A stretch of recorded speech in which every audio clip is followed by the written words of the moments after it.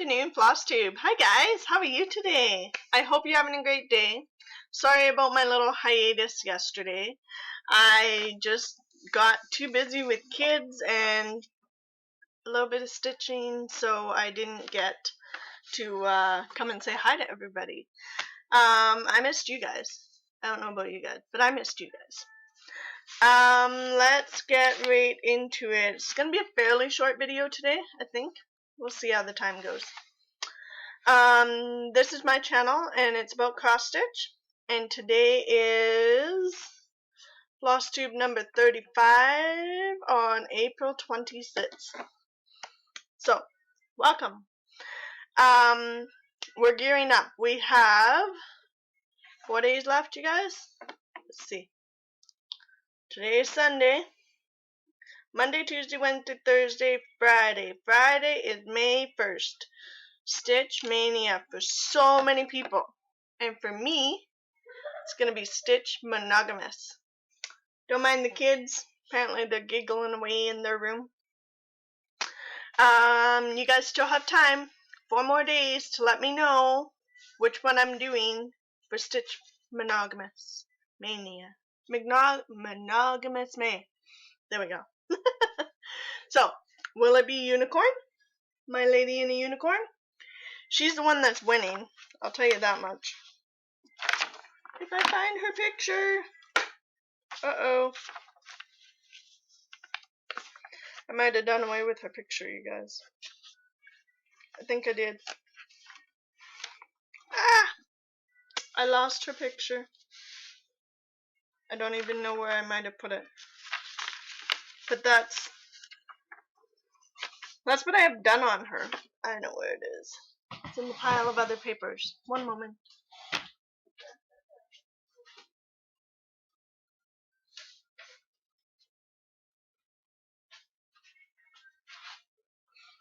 Okay.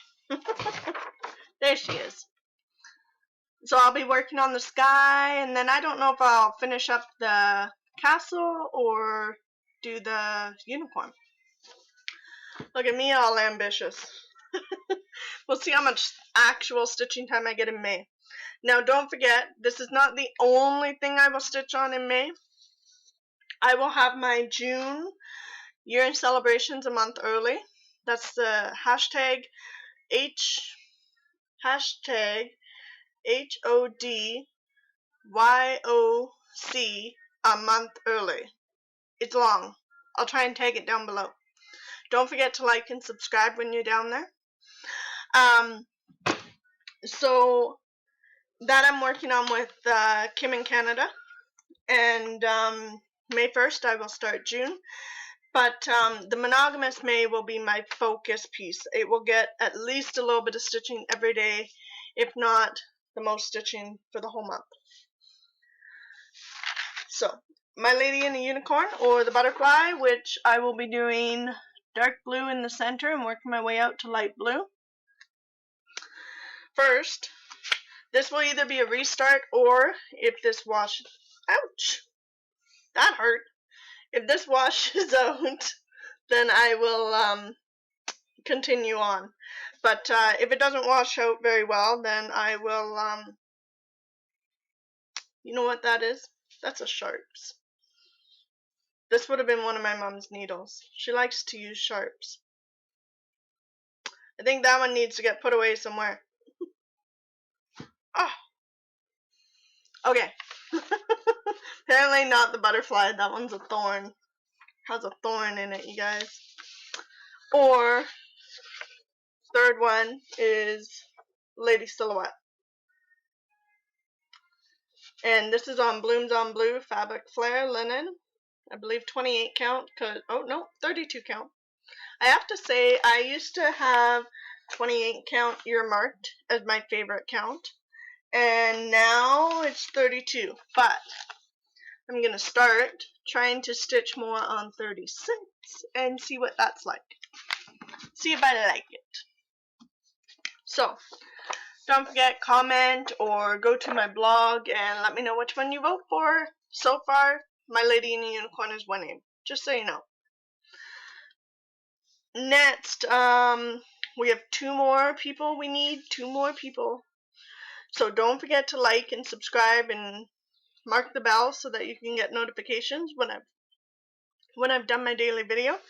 And when we hit 50 subscribers, we're going to draw for this. This is my additional copy. I liked it so much I bought it twice. And there's Celebrate Your Love of Stitching, I Read Past My Bedtime, the little cards by, can't remember her name off the top of my head right now.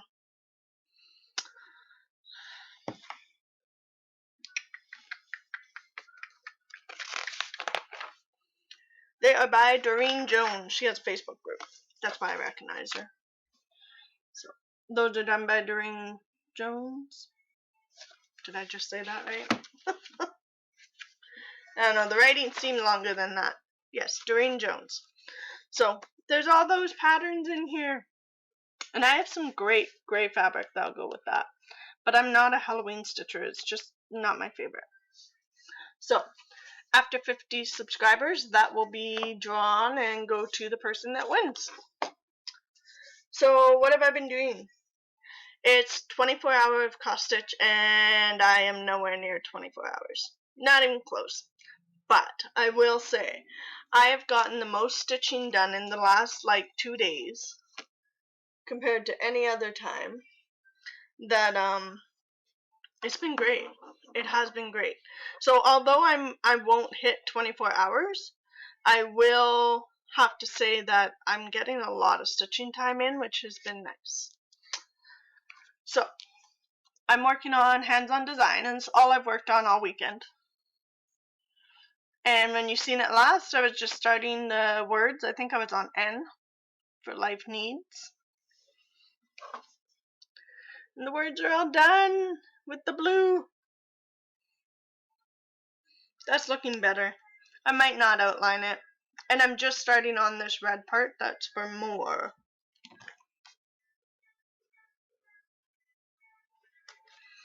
Right? It's looking great. This is on Baby Chicks. It was made for Glendon Place.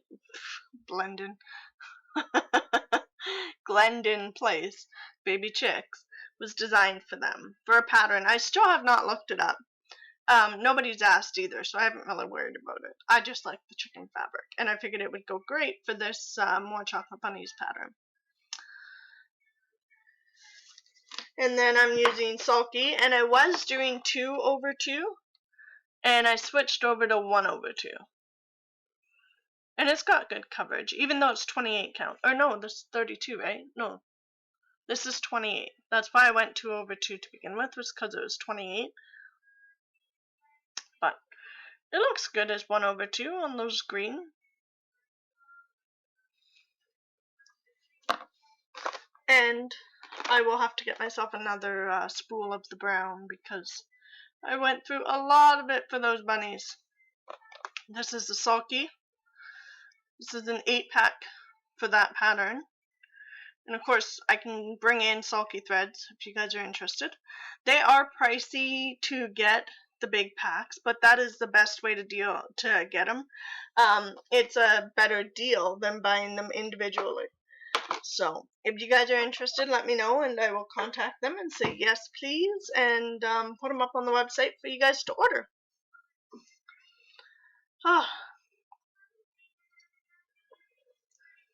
I didn't film yesterday. I was going to, but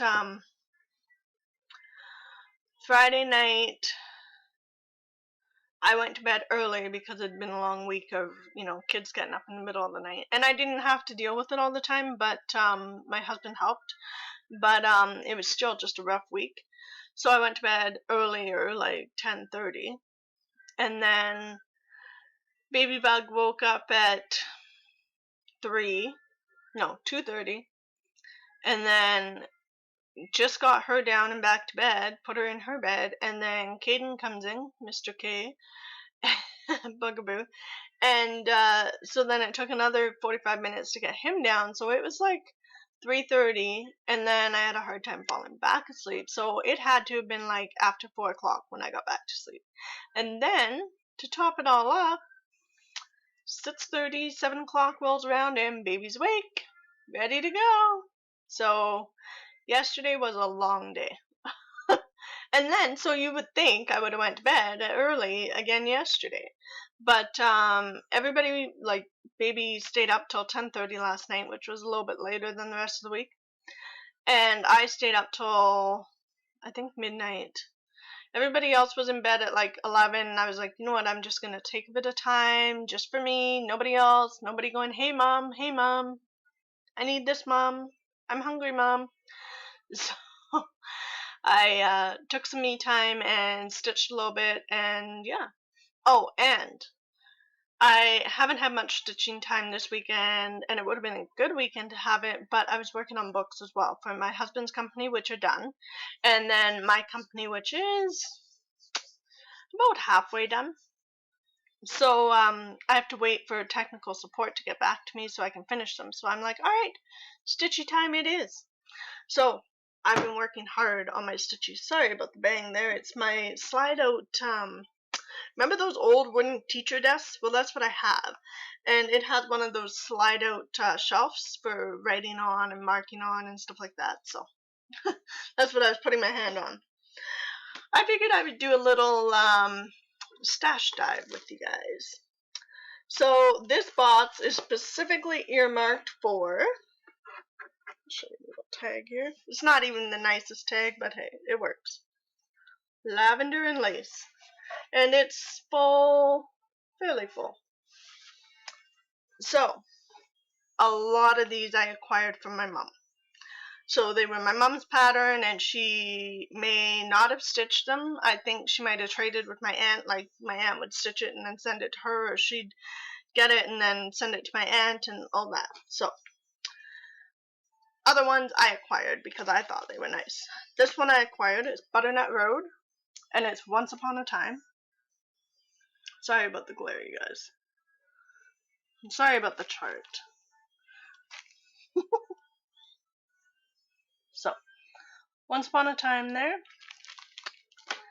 And then next up, I got this one a couple times. I brought it in for the shop, and then I brought it in for myself. Butternut Road Earth Dancer. And I keep these together because they're listed together on a website. I know it's not lavender and lace when I'm talking about Butternut Road, but it is listed together on the website. This next one's open. I acquired off of a stash unload. Someone posted about it, and someone's like, oh, I have a copy, and or wanted it right away. They got to it before I did. And I was like, oh man, I missed. And someone else is like, I might have a copy. I was like, yes, please. It is the wonderful Enchanted Alphabet. Is that not gorgeous? If it will focus. Focus, camera. It likes it better right about there, I think. So, Enchanted Alphabet. I see that as one of those stitches that I do on 40 count or something. Delicate, lacy. Next is another one I acquired off of a stash unload. Dance of the Roses. Feels kind of bad. Is that not gorgeous? I seen someone posting about it today, and I'm like, I know I have that, but I haven't stitched it, so I'm not ready to pass it on. So, if you're like, oh, well, why didn't you say you have a copy? It's because I still want to stitch it. I'm sorry. I still need to stitch it. This one I want to stitch. I don't know whether it's like out of print or hard to find or what, but I've seen it talked about on groups. And I mean, this one was open, so it's not an unopened copy, but it is Firefly Fairies. Sorry, I wanted to say Fire Fairies or something, but Firefly Fairies. And this is the one that they had the fabric and then they bleached it to get that look and then stitched on it. I don't know if I would bleach it. I would probably, honestly, talk to Gavork about dyeing a similar fabric or looking at what there is for similar fabric in fabric flare. Honestly, that's probably the route I'd go. I'd have more control. I guess that's my thing. I don't really like the idea of not having control of where that bleach goes. It's not my thing. This one's another Butternut Road. It's just nice. Christmas visit. I just think it's such a nice pattern. Old Victorian look. Like I said, my mom liked her Victorian stuff. This one's gorgeous. I just love the dress on this. And then the little girl. It's little wings. Sorry, the camera really does not want to focus on those. And it's hard to tell whether it's the quality of the picture or the baggy on top of it, or just the camera being the camera. This one's the first Angel of Light. Again, I acquired a lot of these from my mom.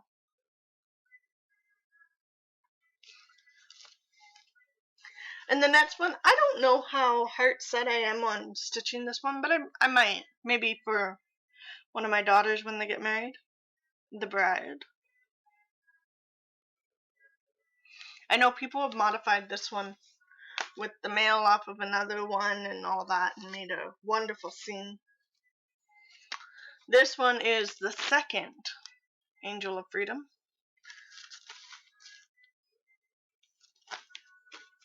Sorry, I'm just... Okay, the first Angel, maybe, of Light. The second Angel of Freedom. They go well together, in my opinion. But that's just my opinion. I don't know. Others might disagree.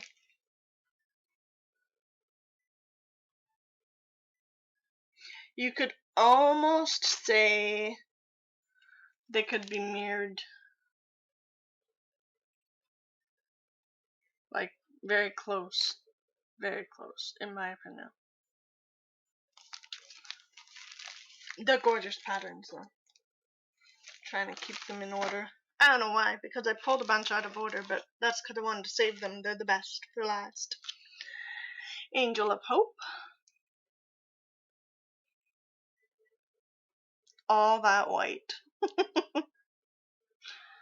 And I honestly don't even know if it would be like all one shade of white. Probably not. It's probably like 3 or 4 shades of white.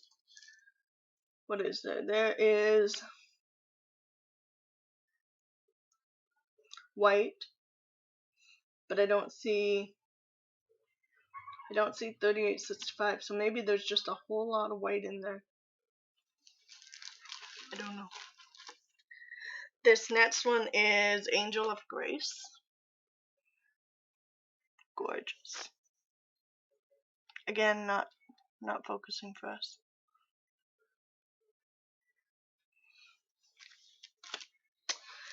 And then this one's just stunning. It's called Earth Angel.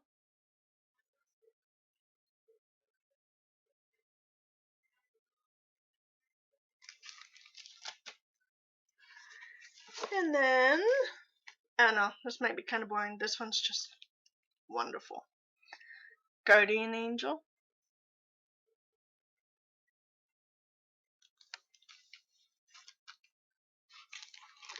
And then this one, Ice Angel. Gorgeous little tree down there. And that's probably a lot of beading for that lace look on the bottom of her skirt there. Sorry.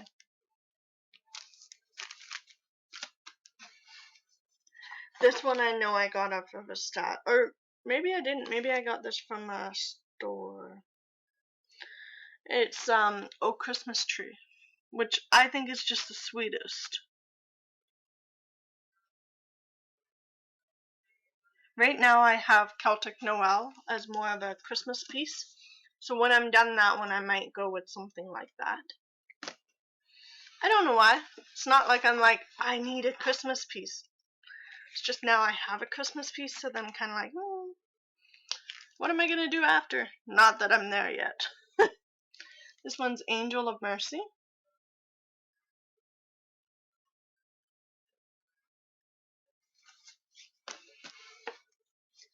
This one's just, it's a great design too. This one's talked about. Queen Anne's lace. All that background. It's about full coverage for lavender and lace. It's about the most full coverage you'll get out of that one. Out of Marilyn Nora Corbett's mum, I believe. This one is Blue Moon Angel. I don't have the charm in here, which is fine.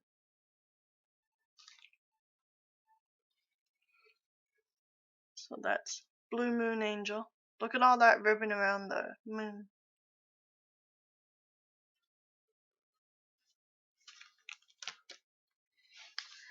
And a few more. So I have one more, and then I have like my special earmarked piece. Sorry, my focus. So this one is another one that maybe instead of the tree one, I would do Angel of Christmas. Isn't that gorgeous? I think I just like reds. Alright, this next one. A lot of people know these patterns, so I'm just going to kind of run through what I have here set over. And so there's spring, in case you haven't seen it before. Spring and summer. Sorry. Summer. And autumn. Down here. There's autumn. And last but not least, winter. So, my plan, my thought, my intentions is to put those four, right, onto one piece of fabric. So, when I was first starting out with Cindy, I said to her, sorry, I really need a really big piece of fabric. And she went, oh, yeah, a yard? I said, yeah, a yard. Like 36 by 48. Because this fabric, I'm going to have to get up because it's huge, you guys. It's huge. I can't even back up enough. I'm sorry, I can't. It's massive. So I think it goes this way. Right? So you would have spring, summer,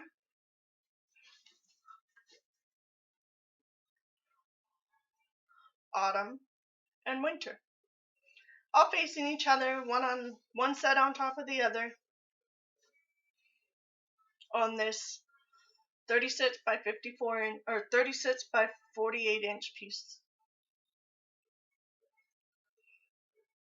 And my plan is, I think I only have enough room for like an inch between each. I'm gonna have to sit down and math it, and I'm gonna have to math it really well because I do not want to put one of them, in the wrong spot. That would be a lot of remeasuring. So, this is when I started talking to Cindy about fabric. She sent me a picture. She said, how about this for lace? And I went, no. I said, why not something more like ornate, like the corner of the lavender and lace stuff. And so they took that to the drawing board and then shortly come out with this one. And this is white lace on gray. And I said, I need a giant piece of that for the 4 seasons of lavender and lace. So, this I think I might plan it out check on my math, make sure I did it right. For January 2021 start. I know, it's May. Everybody's talking about mania, but I'm doing monogamous May, right? So I think I'm going to plan out over the next 4 months to sit down and look at these patterns, do all my math, figure out my placement, and maybe even put a stitch in each corner so that I know where the top left corner is. And I will probably do them in order, or actually, hey, I will do them in order, but what I'll do is January 1st, I'll start spring. And then January, February, March, April 1st, 2021, I'll start summer. Now, I know it's, sorry, I did that wrong. This one's spring. So spring, I'll start January 1st. Summer, I'll start April 1st. And I know that doesn't go with the solstice, but it still earmarks it into 4 parts of the year, right? So I think that's what I'm going to do. I'm going to check my math, make sure I did it right. And if you took those numbers for those charts and put them on, I don't know, 36 count, you would not need that big piece of fabric. The reason why this is so big is because it's on 28 count. And I mean, Cindy did say, if you went 32, 36, you could, do it a little easier. And I'm like, nope. I stitch on 28. 28's comfortable.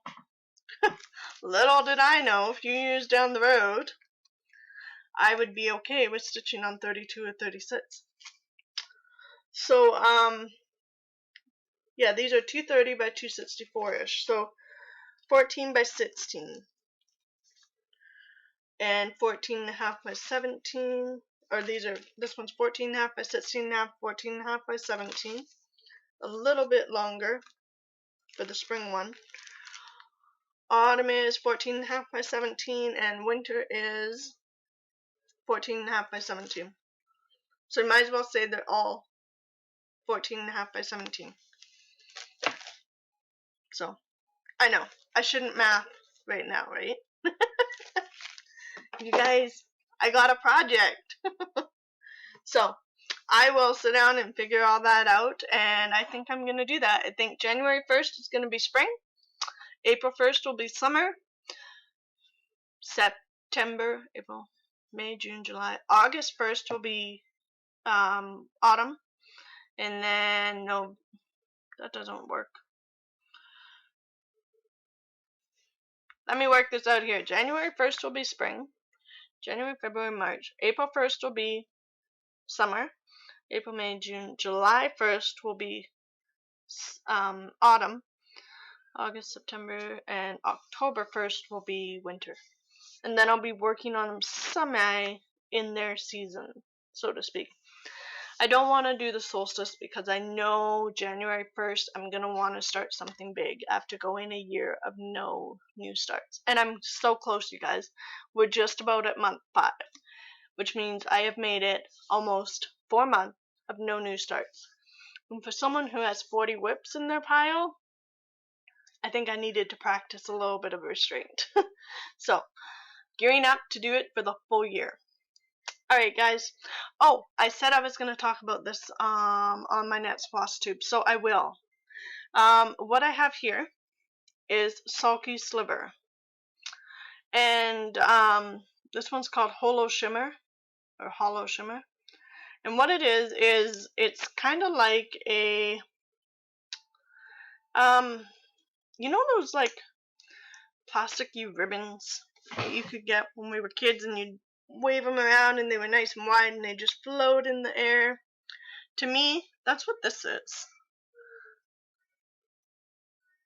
It is polyurethane or something, some sort of plasticky material. It doesn't stretch very well. It just kind of slides through your fingers. But someone asked about gridding. And so like I said, I have to try and wash out that blue. And I'm not overly impressed because I already researched as best as I could at the time, and that was supposed to just, wear out over time. So I'll wash it and try it. And I mean, great if it works, but I won't ever pen or pencil anything again. But I used this stuff on this to grid. Now, it's hard to start or end with. It can be difficult. So what I did was I looped, ran in and under and back over itself a whole bunch of times here in the edge where I started so that it couldn't go anywhere. And then I just went along, and you can see on the back here, I just went along, did all the way down, come all the way back up, and just kind of ran underneath so that it was one great big long piece. And I think I did pretty good, if I might say so myself, because I have a couple starts and ends here. But other than that, and I mean, you think about that, if you tried to do that with floss or even string, like thread off of a spool, you would have so many knots. But this stuff, as long as you kind of ran it through your hand so that it could unkink itself, it was not bad. But another method is marking your center, right? You do your center and then count from there, and then other people will also do the outside borders so that they can count from there. And then if you're really having difficulty, you don't have to do 10 by 10. The reason why I say that is because I will never do this again. I won't. It took my stitchy bug away right away because I spent days gridding 10 by 10 squares throughout the whole thing. I messed up somewhere. I know I could find it if I actually looked, but the one row is 9 instead of 10. It's a good thing I caught it right away because I was able to do the next one as 11, but it's not proper, and it took so long. So my advice is, if you need something to work off of, that's fine. Do, I don't know, do 50 by 50. Do every fifth one, right? That gives you something to count off of, something that you know is true. Because sometimes we miscount somewhere in our stitching and it messes the whole thing up. So if you do grid, start with your center. If you're a center starter, start with your center. If you start in your top left-hand corner, start with your outside edge, right? Say, okay, there's my outside edge, and count from there on your chart. But my advice, instead of pens, which you would end up, you don't always worry about them, but if you're really I don't know. I mean, like I say, I'm going to try washing it out, but I don't know that it'll come out. It's been in there for a couple of years. So, this stuff, they say not to use sewing thread because you can pierce it with your needle. And with that sharps needle, you'd go right through sewing thread and you'd have no idea. None. And then it would get caught, and then you can't pull it out. This stuff is like a plastic almost. So it won't break. Oh, it does break, sorry.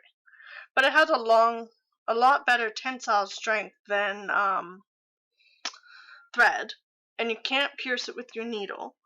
And I mean, I have it under stitches and over stitches and all that. It's not going to matter. When I go to pull it out, I'm just going to cut it on the back there where that edge is. Just going to cut it there and pull. I might have to use tweezers to pull because I can't get a good grip on it, but it will come out. It'll slide right under those. So, if you guys are like, I need something to thread with. Now, here's another thing. You don't have to buy this. I've been told this is expensive to do it with.